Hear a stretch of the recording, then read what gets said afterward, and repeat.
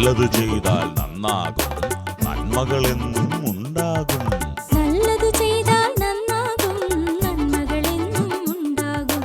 നൽവഴി എന്നും നടക്കേണം, നല്ലത് മാത്രം ചെയ്യണം. നൽവഴി എന്നും നടന്നിടാം, നല്ലൊരു പാഠം ചൊല്ലിടാം. Jesus kids, Jesus kids. തകൃതി നടക്കരുതേ, തരികിടയൊന്നും ചെയ്യരുതേ.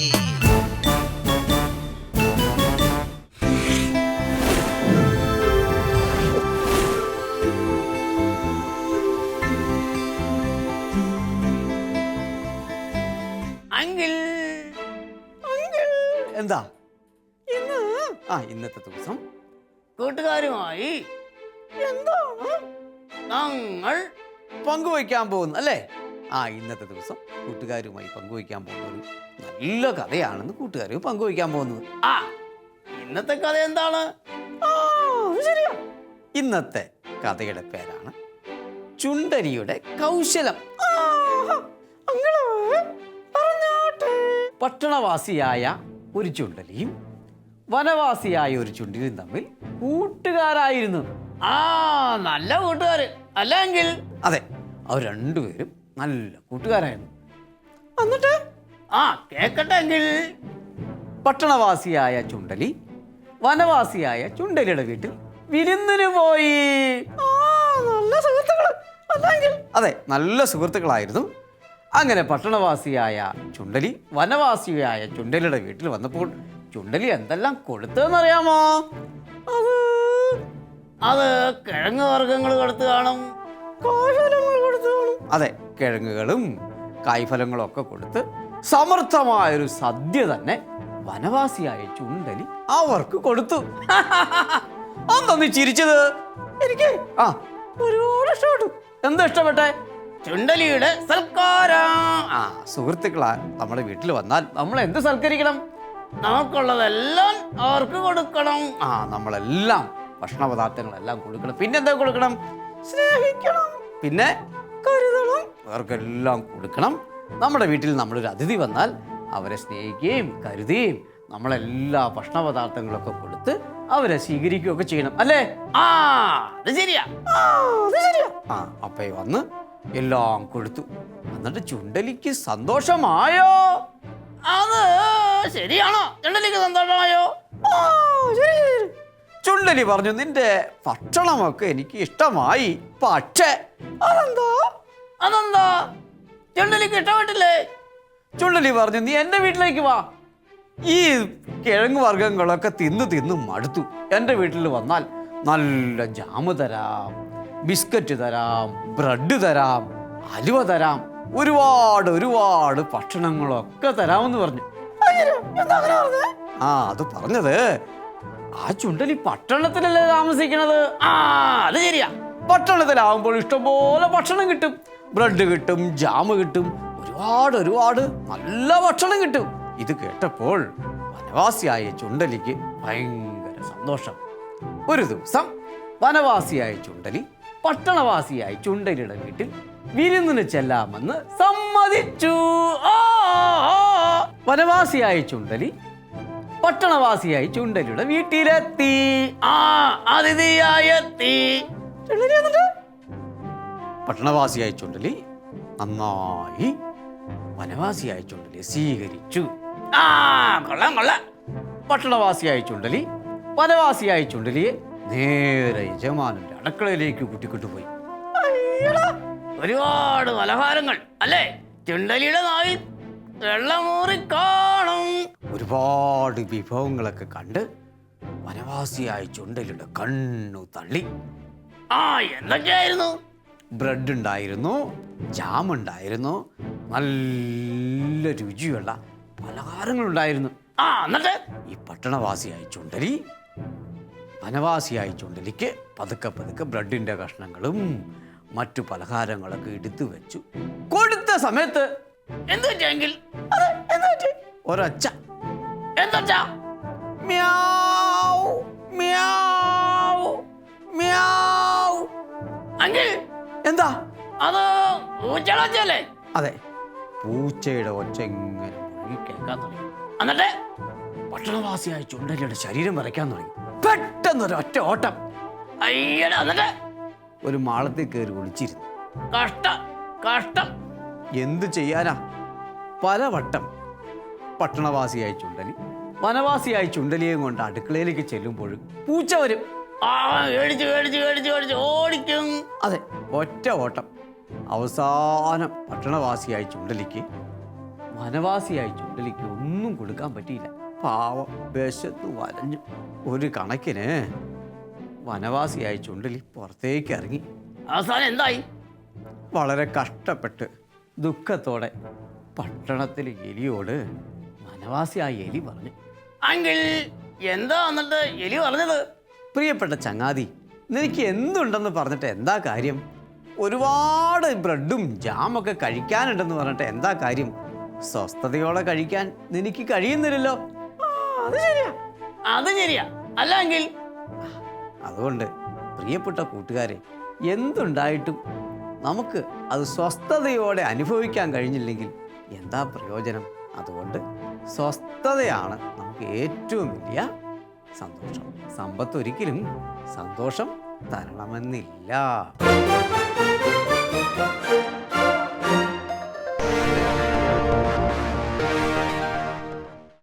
പ്രിയ കൂട്ടുകാരെ, നമ്മൾ കഴിഞ്ഞ ക്ലാസ്സിൽ എങ്ങനെയാണ് കുക്കിംഗ് ചെയ്യുന്നത്, അതായത് തീയില്ലാത്ത കുക്കിംഗ് എങ്ങനെയാണ് ചെയ്യുന്നതെന്നാണ് നമ്മൾ കഴിഞ്ഞ ക്ലാസ്സിൽ നമ്മൾ പഠിച്ചിരുന്നത്. നമ്മളെല്ലാ ഭക്ഷണങ്ങളിലും നമ്മളുണ്ടാക്കുന്ന എല്ലാ ഭക്ഷണങ്ങളും നമ്മൾ തീയുടെ ഉപയോഗമില്ലാതെ പച്ചയ്ക്കായിട്ട് തന്നെയാണ് നമ്മൾ കഴിക്കാൻ വേണ്ടി ഉദ്ദേശിക്കുന്നത്. പച്ചയ്ക്ക് കഴിക്കുക എന്ന് പറയുമ്പോൾ അതിന് ടേസ്റ്റ് ഉണ്ടാവുമോ, അല്ലെങ്കിൽ അതിന് എന്തൊക്കെ ഉണ്ടാവും എന്നൊക്കെ ഒരു സംശയം നിങ്ങൾക്ക് എല്ലാവർക്കും ഉണ്ടാവും. പക്ഷെ അങ്ങനെയൊന്നും സംശയിക്കേണ്ട ആവശ്യമില്ല. നമുക്ക് പച്ചയ്ക്ക് കഴിക്കാവുന്ന ഭക്ഷണങ്ങളെല്ലാം നമുക്ക് പച്ചയായിട്ട് തന്നെ കഴിക്കണം. അതാണ് അതിൻ്റെ ഒരു ഗുണം. അപ്പോൾ അതിലത്തെ ഗുണങ്ങളൊന്നും നഷ്ടപ്പെടില്ല. സോ നമ്മളൊരു വേവിച്ച ഭക്ഷണം കഴിക്കുന്ന സമയത്ത് ആ വേവിക്കുമ്പോൾ അതിനുണ്ടാവുന്ന പ്രോസസ്സിങ് കൊണ്ട് അതിൻ്റെ വൈറ്റമിൻ ക്വാളിറ്റി, അതിൻ്റെ ഉള്ള വൈറ്റമിൻസൊക്കെ നഷ്ടമാവും. ഇപ്പോൾ ഉദാഹരണത്തിന് പറയുകയാണെങ്കിൽ നമ്മളൊരു പച്ചക്കറി വേവിക്കുന്ന സമയത്ത് അതിൻ്റെ ഒരു 80% വൈറ്റമിൻസ് നമുക്ക് നഷ്ടപ്പെടുന്നു. അതിൻ്റെ ശേഷം ബാക്കി എത്ര ഉണ്ടാവും? അതിൽ നഷ്ടപ്പെട്ടതിന് ശേഷം 20% അതിലുണ്ടാവുള്ളൂ. അപ്പോൾ നമ്മൾ ഒട്ടും തന്നെ വേവിക്കാത്തൊരു സാലഡ് കഴിക്കുന്ന സമയത്ത് നമുക്കതിൻ്റെ 100% ഗുണം നമ്മളുടെ ശരീരത്തിന് കിട്ടുന്നു. അപ്പോൾ വേവിക്കാതെ ഉണ്ടാക്കുന്ന സാലഡാണ് നമ്മൾ ഉണ്ടാക്കുന്നത്. പ്രത്യേകിച്ച് അതിൽ സ്പ്രൗട്ടഡ് സാലഡ്സ് എന്നാണ് അതിന് പറയുന്നത്. സ്പ്രൗട്ടഡ് സാലഡ്സ് എന്ന് പറഞ്ഞു കഴിഞ്ഞാൽ നമ്മൾ മുളപ്പിച്ച വിത്തുകൾ കൊണ്ടുള്ള സാലഡാണത്.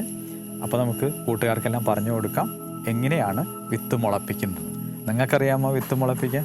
നിങ്ങൾ സ്കൂളിലെല്ലാം വിത്ത് മുളപ്പിച്ചിട്ടുണ്ട് എന്തെങ്കിലും? ഒന്ന് ചെയ്ത് എങ്ങനെയാണ് മുളപ്പിച്ചിട്ടുള്ളത്?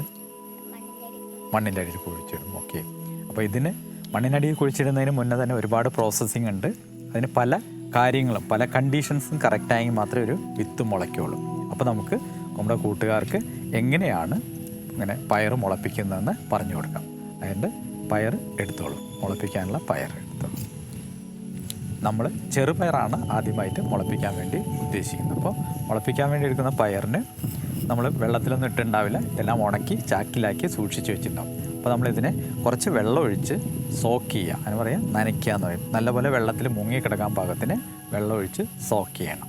സോക്ക് ചെയ്ത് നമ്മളൊരു 8 മണിക്കൂർ നേരം നമ്മളതിനെ വെള്ളത്തിൽ തന്നെ കിടക്കാൻ അനുവദിക്കുക. അതിന് ശേഷം ആ വെള്ളത്തിൽ നിന്നെടുത്ത് വെള്ളം വാർന്നു പോകാൻ അനുവദിക്കുക. അതിന് ശേഷം അതിനെ നല്ലൊരു ക്ലീൻ ക്ലോത്തിൽ, നല്ലൊരു തുണിയിൽ നമ്മൾ കെട്ടി വെക്കണം. അപ്പോൾ തുണി എടുത്തോളൂ.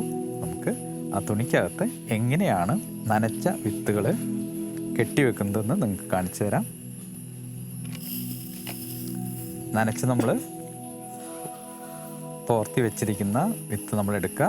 അതിന് ശേഷം നല്ലതുപോലെ ടൈറ്റായിട്ട് ഇതിനെ കെട്ടണം. ഒന്നിലോ കെട്ടാം, അല്ലെങ്കിൽ നിങ്ങൾക്കൊരു റബ്ബർ ബാൻഡ് ഉപയോഗിച്ച് ഈസി ആയിട്ട് നിങ്ങൾക്ക് ചെയ്യാവുന്നതാണ്. ഓക്കെ. ഏകദേശം ഇതുപോലെ നല്ലപോലെ ടൈറ്റായിട്ട് നമുക്കൊരു 24 മണിക്കൂർ നമ്മളിതിനെ വെക്കണം. അപ്പോൾ നമ്മുടെ ഇതിൽ കാണുന്ന മാതിരി, ഈ പാത്രത്തിൽ കാണുന്ന പോലുള്ള മുള വന്നിട്ടുണ്ടാവും. ഇതുപോലെ നമുക്ക് ഏത് തരം പയറിനങ്ങളും മുളപ്പിച്ചെടുക്കാം.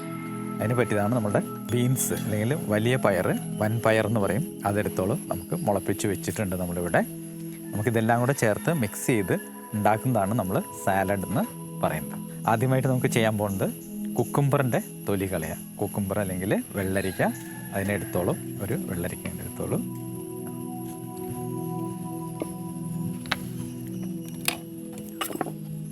ഇത് വെള്ളരിക്ക നല്ലപോലെ നമ്മൾ കഴുകി വെച്ചിരിക്കുന്നതാണ്. അതിനെ ഇത് ചെയ്യുന്നതിന് മുന്നേ നമ്മളതിൻ്റെ രണ്ടറ്റം ഒന്ന് കട്ട് ചെയ്യണം. അതിന് ശേഷം പലപ്പോഴും ഇപ്പോൾ നമ്മൾ ഒരുപാട് കെമിക്കൽസൊക്കെ ഉപയോഗിക്കുന്നതുകൊണ്ട് നമുക്കതിൻ്റെ തൊലി ചീകി കളയുന്നതാണ് നല്ലത്. ഇതെല്ലാം തൊലിയൊന്നും കളയാതെ തന്നെ ഉപയോഗിക്കുന്നതാണ് നമ്മളുടെ ഹെൽത്തിന് ഏറ്റവും നല്ലത്. പക്ഷേ നമുക്ക് ഒരു പീലർ ഉപയോഗിച്ച് നിങ്ങൾക്ക് വളരെ ഈസി ആയിട്ട്, ഇപ്പോൾ വീട്ടിലിരിക്കുന്ന കുട്ടികളെല്ലാം ഫ്രീ ആയിട്ടിരിക്കുകയാണ്, പക്ഷേ നമ്മൾ കത്തിയെടുത്ത് കണ്ടിക്കുക അല്ലെങ്കിൽ ക്ലീൻ ചെയ്യുകയൊക്കെ ചെയ്യുമ്പോൾ നമുക്ക് കൈ മുറിയാനുള്ള സാഹചര്യങ്ങളൊക്കെ ഉണ്ടാവും. അതുകൊണ്ട് നമ്മൾ ഒരു പീലർ ഉപയോഗിക്കാം. അപ്പോൾ നിങ്ങൾക്ക് വളരെ ഈസി ആയിട്ട് അതിൻ്റെ തൊലി കളയാൻ പറ്റും. ഇങ്ങനെ നമുക്ക് പീലർ ഉപയോഗിച്ച് അതിൻ്റെ തൊലി കളയാം.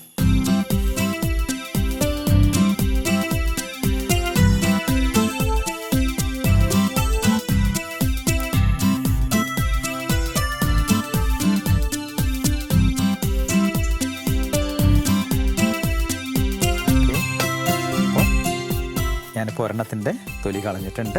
അപ്പോൾ അടുത്തതിൻ്റെ പീൽ ചെയ്യുക. മോളതിനെ പീൽ ചെയ്തോളൂ.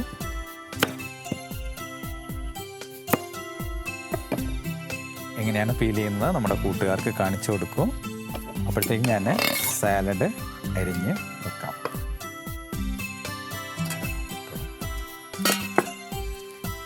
നമ്മളൊരു കുക്കുംബറിനെ എടുത്ത് കത്തി ഉപയോഗിച്ച്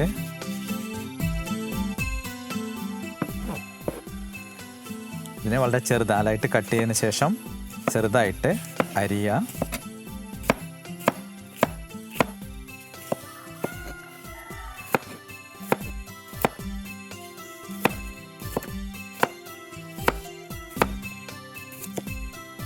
നമ്മളെപ്പോഴും എടുക്കുമ്പോൾ എത്രയാണ് വീട്ടിലേക്ക് ആവശ്യം, നമ്മൾ എത്ര പേരുണ്ടെന്ന് നോക്കുക. അതിനാവശ്യമായിട്ടുള്ള സാലഡാണ് നമ്മൾ കട്ട് ചെയ്ത് എടുക്കേണ്ടത്.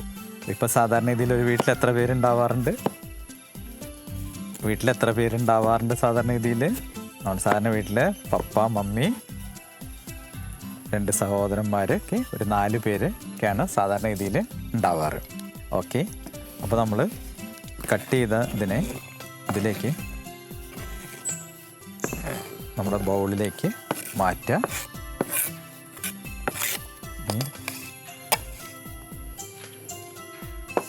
അടുത്തായിട്ട് നമുക്ക് കട്ട് ചെയ്യാനുള്ളതാണ് ഉള്ളി. അപ്പോൾ അത് അവിടെ വെച്ചോളൂ കേട്ടോ. നമ്മൾ ഇപ്പോൾ കൂട്ടുകാർക്കെല്ലാം മനസ്സിലായി കാണുമെന്ന് വിചാരിക്കുന്നു. എങ്ങനെയാണ് പീൽ ചെയ്യുന്നതെന്ന് മനസ്സിലായി കാണുമെന്ന് വിചാരിക്കുന്നു.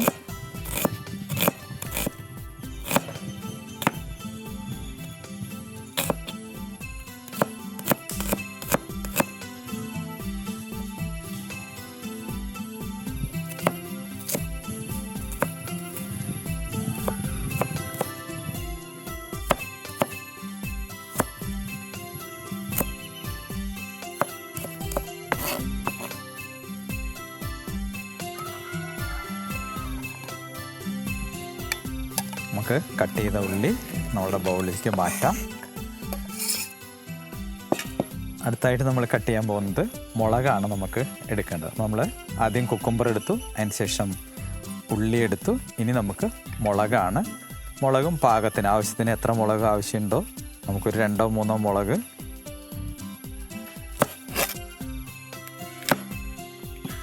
കഴിയുന്നതും എല്ലാവർക്കും മുളക് ഇഷ്ടമാണോ? എരിവ് ഇഷ്ടമാണോ?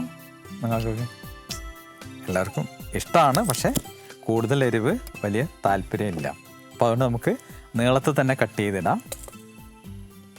അപ്പോൾ നമുക്ക് വേണ്ടാന്നുണ്ടെങ്കിൽ നമ്മൾ കഴിക്കുന്ന സമയത്ത് നമുക്കത് എടുത്ത് കളയാവുന്നതേ ഉള്ളൂ. ഓക്കെ, അപ്പോൾ അത് നിങ്ങൾ പാകത്തിന് മുളക് അരിഞ്ഞിടുക, ആവശ്യത്തിന് മാത്രം.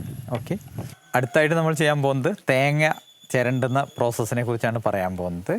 നമ്മളുടെ സാലഡിന് വേണ്ട ഇൻഗ്രീഡിയൻസിൽ പെട്ടതാണ് ചിരണ്ടിയ തേങ്ങ. അപ്പോൾ നമ്മുടെ കൂട്ടുകാർക്ക് പലർക്കും അറിയില്ല എങ്ങനെയാണ് തേങ്ങ ചിരണ്ടുന്നത്. നിങ്ങൾക്കറിയുമോ തേങ്ങ ചിരണ്ടുന്നത് എങ്ങനെയാണെന്ന് അറിയാമോ? അറിയാം, ചിരണ്ടാറുണ്ടോ? എങ്ങനെയൊക്കെയാണ് തേങ്ങ ചിരണ്ടാറുള്ളത്? ഓക്കെ, ചിരവ കൊണ്ട് അല്ലേ? ഓക്കെ, അപ്പോൾ നമുക്ക് അറിയാത്ത കൂട്ടുകാർക്ക് വേണ്ടി നമുക്കൊന്ന് കാണിച്ചു കൊടുക്കാം. നമുക്ക് ഇതൊരു തേങ്ങാ മുറിയാണ്. നമുക്ക് കൈകൊണ്ട് ചിരണ്ടാവുന്ന കൈച്ചിരവ എന്ന് പറയും. അല്ലെങ്കിൽ നമുക്ക് സൗകര്യപ്രദമായിട്ട് ഇരുന്ന് ചിരണ്ടാവുന്ന തരത്തിലുള്ള ചിരവയും അവൈലബിൾ ആണ് മാർക്കറ്റിൽ. ഇതുപയോഗിച്ച് പതുക്കനെ ഇങ്ങനെ സ്ക്രാപ്പ് ചെയ്തെടുക്കുക. അതിന് ശേഷം ഒരു പാത്രത്തിലേക്ക് നമ്മൾ ഇടുക. അത് നമ്മൾ സ്ക്രാപ്പ് ചെയ്ത് വെച്ചിരിക്കുന്നതാണ്. അടുത്തായിട്ട് നമുക്ക് നമ്മളുടെ സാലഡ് എങ്ങനെ ഉണ്ടാക്കാമെന്ന് നമുക്ക് നോക്കാം. നമുക്കതിന് ശേഷം ഓരോരോ ഇൻഗ്രീഡിയൻസ് ആയിട്ട് നമുക്ക് ആദ്യമായിട്ടൊരു പാത്രം വേണം. ആ പാത്രം എടുക്കുക. അതിലേക്ക് നിങ്ങൾക്ക് ആവശ്യമുള്ളത്ര സാലഡ് നമ്മൾ മിക്സ് ചെയ്യുക. സാലഡിനുള്ള ഓരോരോ സാധനങ്ങളും നമ്മൾ മിക്സ് ചെയ്യാം. അപ്പോൾ കുറച്ച് മുളപ്പിച്ച പയർ നമ്മൾ അതിലേക്ക് ഇടുന്നു, ചെറുപയർ. അടുത്തായിട്ട് നമ്മൾ വൻപയർ മുളപ്പിച്ചതാണ്, അത് നമ്മൾ കുറച്ചിടുന്നു. ഏകദേശം ഇതിൻ്റെ ഹാഫ് പോർഷൻ. നമ്മളുടെ മെമ്പേഴ്സ്, എത്ര മെമ്പേഴ്സ് ഉണ്ട് വീട്ടിലെന്ന് നോക്കിയിട്ടാണ് നമ്മൾ സാധാരണ ഇതിൽ അതിലേക്ക് ഇടുന്നത്. അടുത്തായിട്ട് നമുക്ക് നമ്മൾ അരിഞ്ഞു വെച്ചിരിക്കുന്ന കുക്കുംബർ അതിലേക്ക് ഇടാവുന്നതാണ്. അതിനുശേഷം നമുക്ക് കുറച്ച് ഉള്ളി, സവാള നമ്മൾ ഗ്രേറ്റ് ചെയ്ത് വെച്ചിട്ടുണ്ട്, അരിഞ്ഞു വെച്ചിട്ടുണ്ട്. അതിന് നമുക്ക് അതിലേക്കിടാം. ആവശ്യത്തിന് നിങ്ങൾ ആഡ് ചെയ്യാം. മുളക് നമ്മൾ ഓൾറെഡി ചേർത്തിട്ടുണ്ട്. അടുത്തായിട്ട് നമ്മൾ കോക്കനട്ടാണ് ഇടാൻ പോകുന്നത്. തേങ്ങ ഗ്രേറ്റ് ചെയ്ത് വെച്ചിരിക്കുന്നത് ഇടാം. അടുത്തായി നമുക്ക് സ്വല്പം ടേസ്റ്റിന് വേണ്ടിയിട്ട് നമ്മൾ ചേർക്കുന്നതാണ് ജീരകം പൊടിച്ചത്. അപ്പോൾ ആവശ്യത്തിന് ജീരകപ്പൊടി, സ്വല്പം ഫ്ലേവറിന് വേണ്ടിയിട്ട് നമ്മൾ ജീരകം ഇടുക. പിന്നെ ചെറിയൊരു എരിവിന് വേണ്ടിയിട്ട് ചെറുതായിട്ട് കുരുമുളക് പൊടി ഇടുക. ഒക്കെ പാകത്തിന്. അതുകൊണ്ട് ഏകദേശം ഒരു കണക്ക് വെച്ചിട്ട് നമ്മൾ ഇതൊക്കെ വളരെ നേരിയ തോതിൽ നമ്മൾ ഇട്ടാൽ മതി. ഇനി ആവശ്യത്തിന് ഉപ്പ് ചേർത്താം. അത് ഓരോരുത്തരുടെ ടേസ്റ്റിനനുസരിച്ച് നമ്മൾ ഉപ്പ് ചേർത്ത് കൊടുക്കണം. ഓക്കെ. ഇനി അതിന് ശേഷം ഇപ്പോൾ നമ്മളുടെ ഇൻഗ്രീഡിയൻസ് എല്ലാം ഇട്ടു, സാലഡ് റെഡി ആയിട്ടുണ്ട്. നമുക്കിത് എങ്ങനെ മിക്സ് ചെയ്യാമെന്നുള്ളതാണ്. അപ്പോൾ നമ്മൾ കൈ കൊണ്ട് നല്ലതുപോലെ തന്നെ മിക്സ് ചെയ്യാം.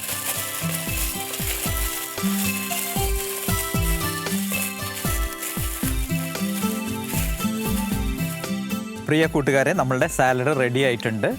ഇതിലത്തെ ഇൻഗ്രീഡിയൻസ് ഒക്കെ നിങ്ങൾ കണ്ടുവല്ലോ. എല്ലാം ചേർത്ത് ഇപ്പോൾ നമ്മുടെ സാലഡ് റെഡിയാണ്. ഞാനിത് അവർക്ക് കുറേശ്ശെ കൊടുക്കാം. നിങ്ങൾ രണ്ടുപേരും ടേസ്റ്റ് ചെയ്ത് നോക്കൂ എങ്ങനെയുണ്ട് എന്നുള്ളത്.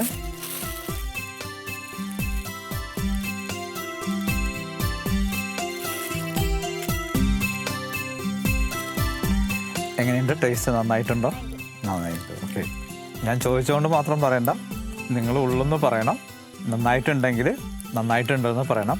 എങ്കിലേ നമ്മുടെ കൂട്ടുകാർക്ക് ഇത് പരീക്ഷിച്ച് നോക്കി നല്ലൊരു റിസൾട്ട് ഉണ്ടാക്കിയെടുക്കാൻ വേണ്ടി പറ്റുള്ളൂ.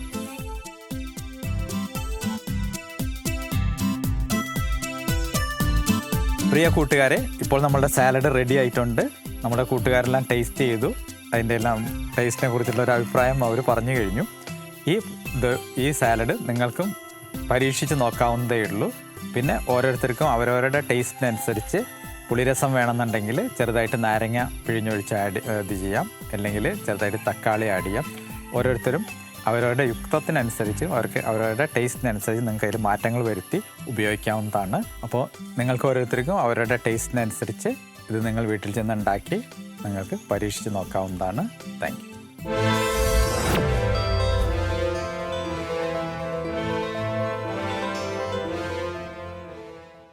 പ്രിയപ്പെട്ട കൂട്ടുകാരെ, നിങ്ങൾക്കെല്ലാം സുഖമാണെന്ന് കരുതുന്നു.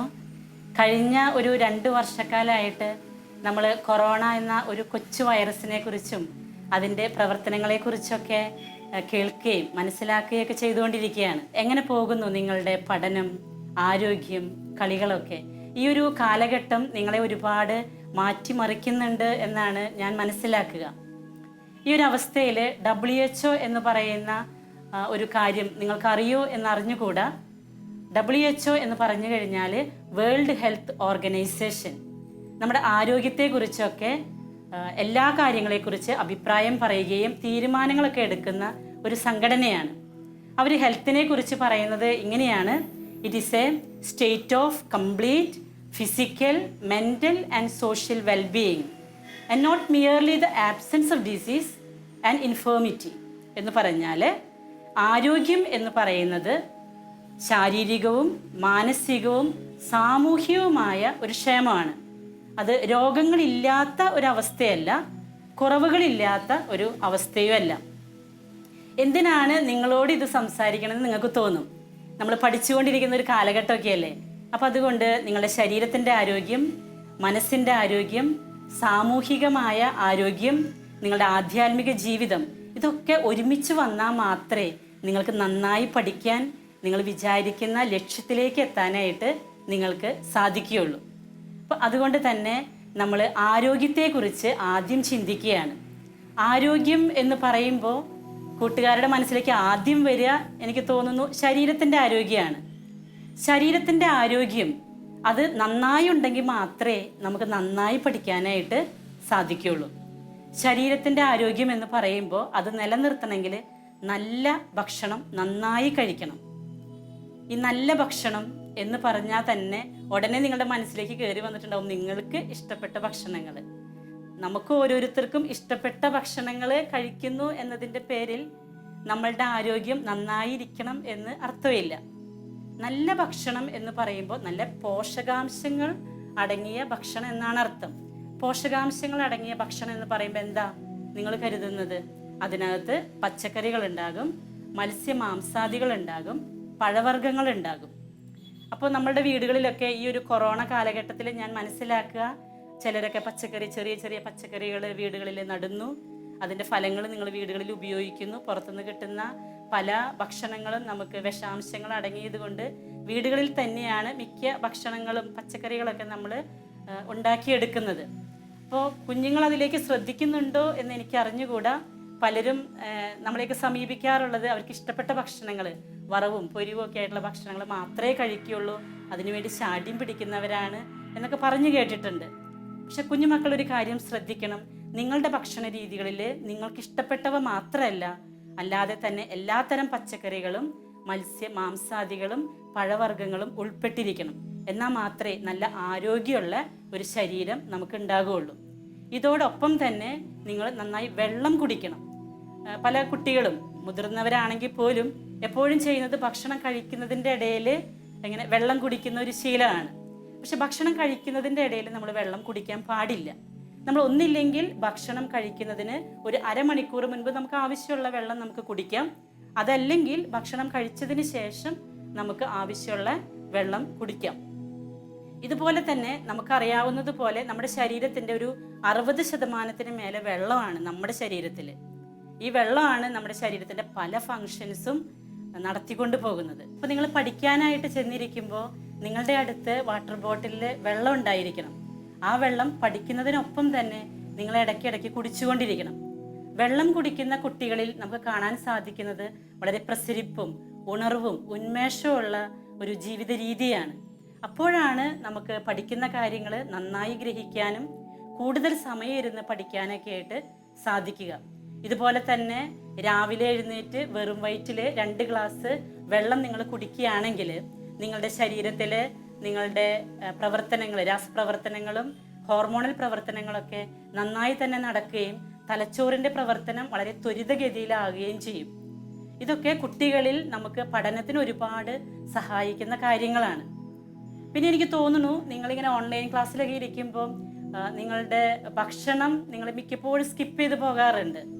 കാരണം എന്താണെന്ന് വെച്ചാൽ ഒരുപാട് സമയം നമ്മളിരുന്ന് പഠിക്കുകയാണല്ലോ. അപ്പോൾ കൃത്യമായ ഇടവേളകളിൽ കൃത്യമായ സമയത്ത് നല്ല രീതിയിൽ ഭക്ഷണം കഴിച്ചാൽ മാത്രമേ നല്ല ആരോഗ്യം നമുക്ക് ഉണ്ടാകുകയുള്ളൂ. നല്ല ആരോഗ്യം ഉണ്ടെങ്കിൽ മാത്രമേ നന്നായി പഠിക്കാനും നിങ്ങൾ കണ്ടിരിക്കുന്ന ഒരു ലക്ഷ്യബോധത്തിലേക്ക് നിങ്ങൾക്ക് എത്താനൊക്കെ ആയിട്ട് സാധിക്കുകയുള്ളൂ. അതുപോലെ തന്നെ നിങ്ങളുടെ ശാരീരികമായ ആരോഗ്യം നിങ്ങൾ എപ്പോഴും ശ്രദ്ധിച്ചുകൊണ്ടിരിക്കണം. മക്കളെ കൊണ്ടുവരുമ്പോഴൊക്കെ വൈറ്റമിൻസിൻ്റെ കുറവ് കൊണ്ട് അസുഖങ്ങൾ വരുന്ന ഒരുപാട് കുട്ടികളെ ഞാൻ കാണാറുണ്ട്. കാരണം എന്താണെന്നറിയോ? ഒരു ഭക്ഷണം അവർ കഴിക്കില്ല, അവർക്ക് വിശപ്പേ ഇല്ല.